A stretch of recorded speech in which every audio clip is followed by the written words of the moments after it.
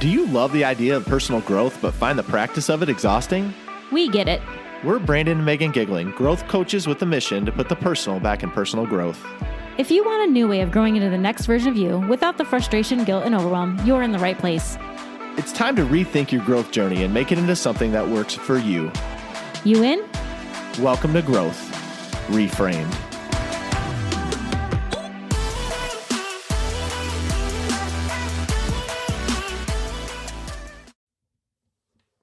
Well, hello, party people. Welcome back to another episode of Growth Reframed. We're so happy you're here. Maggie, welcome. Thanks. I'm really impressed that we're recording today because you have not been feeling your best. I haven't. So if you notice a little bit of snot, a little bit of raspy voice, you're just gonna have to forgive me for that because I'm just pushing through. And I am excited to talk about the topic today because I feel like every time we do something with this topic, it gets a lot of feedback, either positive or negative, and it just seems like a lot of people are struggling with this, and yet they don't really talk about it. And it's the idea of being enough.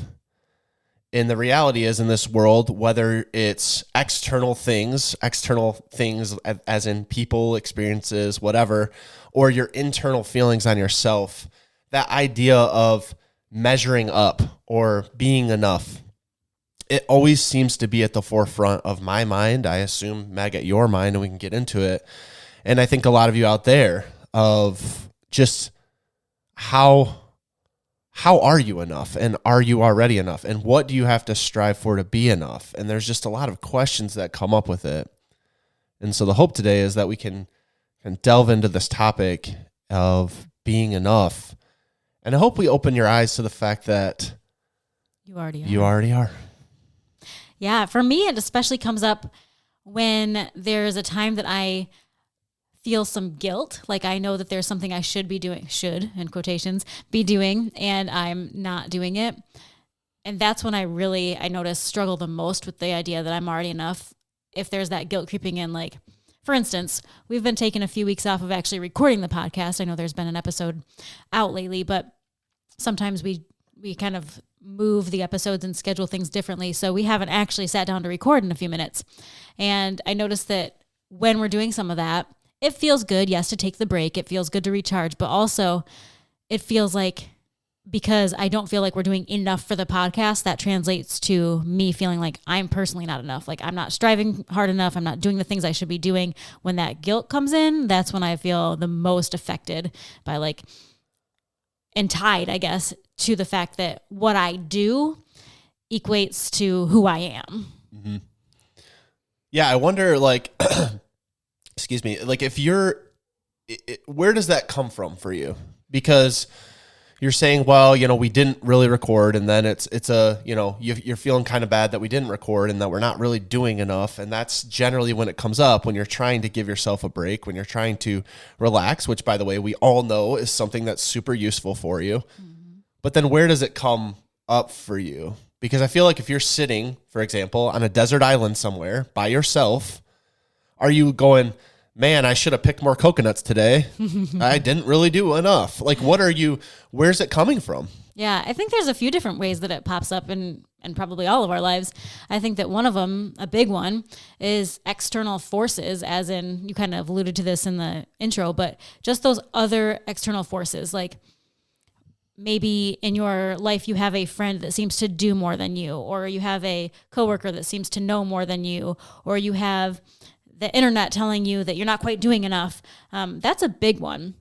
That's where I think that we're letting a little bit of the outside world into our hearts a little bit too much, and we're letting that affect us too much, because clearly the external world should not affect who we feel like we are on the inside, and yet it always does. So that's a big one. I feel that when I see, other podcasters podcasting and other moms momming better than me and other wives wifing better than me, I'm like, ooh, I'm just not enough. Mm-hmm. So it's the comparison game. Yeah, definitely. And I think that it doesn't have to be internet related. It can be real world related. It can be, we'll talk about this in a minute, but it can come from a little bit internal forces that maybe those internal forces kind of bump up the amount that you let the external forces in. Like if you had a stronger internal thing going on, then maybe you wouldn't be so affected by the external. But Right. I think we all have some of that internal junk that we're dealing with. Well, I just know, like, from times of us we've been doing the podcast now for 4 years, and in times of us doing it, we used to be way more like personal growthy on all the things we did. And so I do believe, by the way, that you should strive to be more, that you can be more. We always hear the thing of being like the better version of yourself. Now, I don't really like that. I kind of push back against being the best version of yourself because it's discounting where you're already at. It's saying that, like, right now where you're currently at, it's not enough. So you got to strive to be more and be the best version, better than where you're at right now. All in all, I don't think it's the worst thing, but it can be a toxic belief that you fall into. And me and you have definitely done that. So in the past, like, we've had listeners and people say to us, it's hard for me to listen to your podcast because I don't necessarily feel like I need to be striving for more right now. Like, I feel pretty good where I'm at. Like, I hate to I almost use the word comfortable. Like, I'm not even saying comfortable. It's just like, I feel good about where I'm at. Like, I'm making progress. I'm doing things, whether small in our eyes or not. Like, they feel great about them. And so it's difficult to see a podcast like ours or hear people, like you said, out in the world. If you listen to other podcasts or just influences or whatever, you start to feel like, well, if I'm supposed to be striving for more, then I'm by nature not enough where I currently am. Mm-hmm. And I think that's a false belief.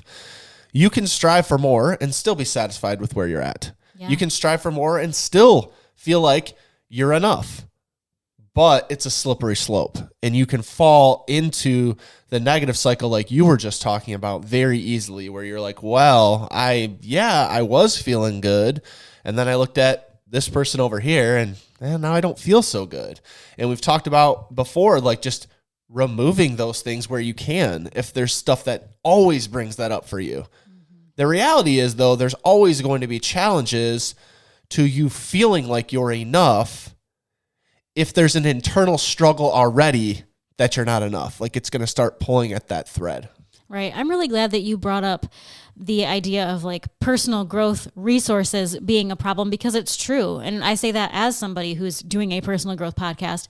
But, if you read too many books and you listen to too many podcasts, you are going to start to struggle with that belief of, like, okay, well, if all these books and all these podcasts and all these resources are saying, hey, you need to do more, strive for more, be a better version, be the best version, like you're saying, then it's going to be really hard for you to reconcile that with the fact that you are already enough as you are today in this moment, whether or not you decide to be the best or better or keep going on that growth journey. Like, whether you want to grow more or not at this moment or ever doesn't actually matter and have any bearing on who you are today and the fact that you're already enough today. If you decide right now you're comfortable and you're never doing another darn thing to make yourself into the best version of you, I think that's fine. I don't think there's anything wrong with that. I think you can absolutely be both, like you said, but if you don't want to be both, if you don't want to strive for more and already be enough, then you're already enough, period, as is, nothing else to say. Yeah. Yeah, it's funny as you were saying that. I think, too, one of the biggest struggles that people end up with is the past experiences and the past struggles. Like, I just actually I didn't go, but I had my 20-year high school reunion, and I was seeing the pictures online of all the people that were there. And I was thinking about who those people were back in high school, back in 2003, baby. And and it's like, that's that person to me. But then I started reflecting, and I looked at my own life, and I'm like, well, how am I compared to that person? Well, I'm not the same at all. And the issue is, back then, and people have trauma. They have past experiences with things, with coaches, with teachers, with parents maybe who spoke negatively into their life, with bullies that were surrounding them. Mm-hmm. And you can carry that baggage from the time you're a child. Like, the fact is, you're most likely to take things in and hold on to things and carry things forward from when you're a child, because you can be impacted the most during that time. And a lot of us as adults are walking around saying we're not enough because mom or dad didn't say I was enough back when I was a kid. Or this boss was a real a-hole and he didn't say I was enough, and so I'm not. This teacher or this coach, they said I didn't put in the effort and that I was never going to amount to anything. And maybe they were right. Mm-hmm. And we're letting those voices speak into our lives. By the way, those people long forgot about you. Like, they're not thinking about that. They've moved on. So why are you letting them still impact your life? And I think the past is a huge indicator for how we're feeling. And a lot of times, if you're stuck in the fact of whether I'm feeling enough or not and struggling with it, you got to think, is that your voice speaking in your head? Or is that those past people speaking into your head? And how is that affecting your current reality? And should it be affecting you that way? Right. And what are you going to do about it now that you realize it? Whether it is your own voice in your head or whether it's the voice of a mom or dad or coach or peer from your childhood, what are you going to do about that? Is that something that you're going to work through on your own? Is that something you're going to talk to a friend about? Is that something that maybe you need some professional help with? I think there's always, once you realize it, a good point to be like, okay, now that I am aware of this, what's my next step? If I am carrying this childhood trauma through to my adult life, and it's affecting my beliefs as who I am now today, 20, 25, 30, 40 years later, what do I do with that information? Now I've realized it. Now I understand that I don't want to live like this. I don't want to have all these negative voices from my past, whether it's myself or a negative other voice from the past. Can I go through that by myself? Do I need some help? And who do I need the help from?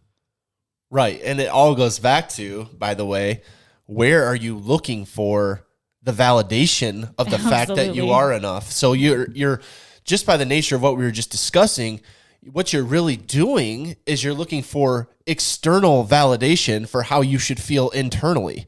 Like, I'm enough because you, as my wife, Meg, tell me I'm pretty great. So that means that I'm enough.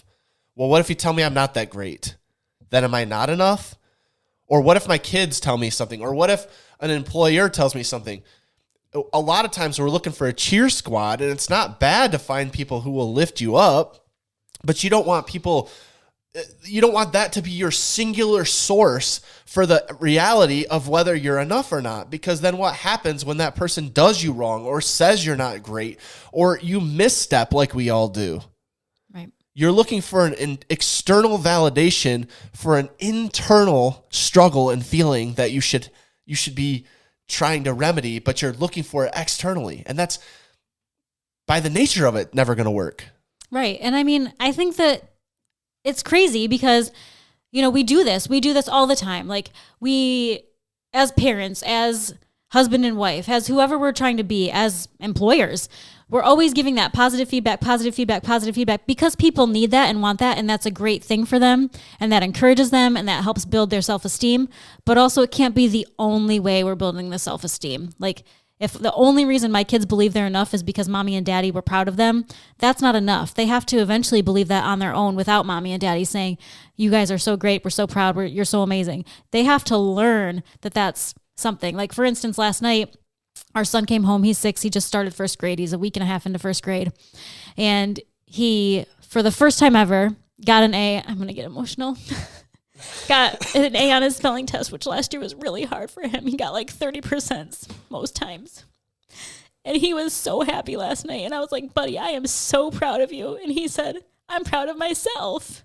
And that's what I'm talking about. The fact that he believes in him. Mm-hmm. It doesn't matter whether I believe in him or whether Brandon believes in him. What matters is that he starts to believe in himself. Right. And when he believes that when he knows he can do something, that will translate into bigger self-confidence and a more meaningful belief in anything that he does from here on out. And it's as simple as a spelling test. And it was as simple as one little tiny moment he said in the bathtub to me, I'm proud of myself. Right. And those kind of moments. Right. Well, the fact is you want to empower the people around you, but ultimately, like going back to your kids, you want them to stand on their own 2 feet eventually. Like, eventually they're going to have to go out into the world, and then you're not going to be there to be a cheerleader for them. I mean, yeah, obviously, as much as you can, but I'm saying, like, in a daily sense, you can't. But again, we look for that in all of what we do. I think a lot of us, by the way, push ourselves into our job and career and work because we get that validation from our employer. And so we, if we're not getting it at home, then we push ourselves further and further and further into working 80 hours a week because then, hey, someone might lift me up. And it's like, that's fine, but that should not be the only way that you figure out you are enough. But again, you have to learn that. And you have to learn, by the way, throughout all of it, to have some self-compassion, like in self-care for you. Mm-hmm. Because kindness to you.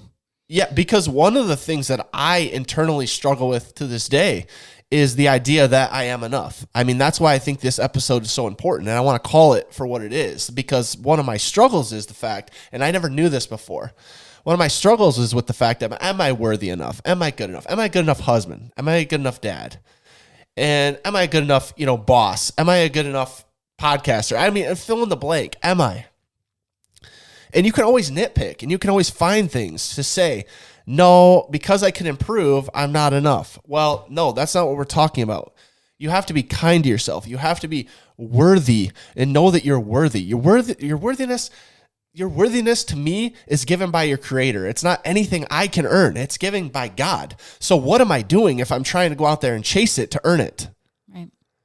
But you can get in that negative cycle, and you can force yourself into a lot of dark places by saying, man, I'm not enough. I'm not showing up enough. I'm not worthy of this thing that I have, even when you have it.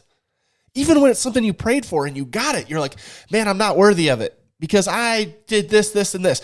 And the fact is, 99% of the time with that attitude, you could be doing every single thing right, but that 1% is what you're going to focus on and you're going to stick with. So in it, you have to learn, and I had to learn, and I'm still learning to this day, to have self-compassion, to give yourself some freaking grace, because you aren't going to measure up. You aren't going to be enough all the time. Like, you personally can't.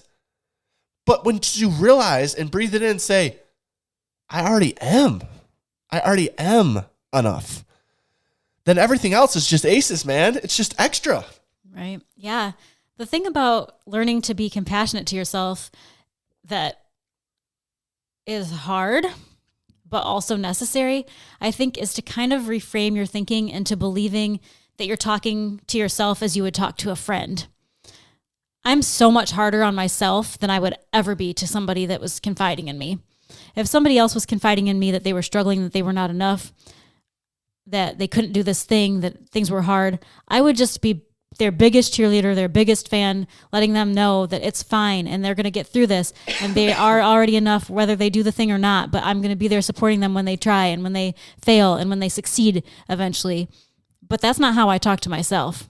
So I think one of the biggest things we can do is to start learning to call ourselves out when we're talking to ourselves in a way that we wouldn't be speaking to ourselves as if we were the friend.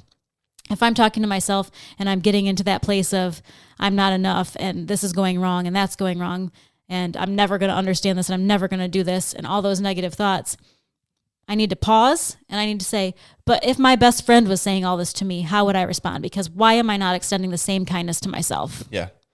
I've actually heard it another way too. I love that example, but I've heard it another way where it's like you're speaking to yourself as a child. Like you're going back and you're going to speak to yourself back in the time where maybe those negative voices we were talking about earlier are coming in. You show up there. How are you going to speak to yourself in that state?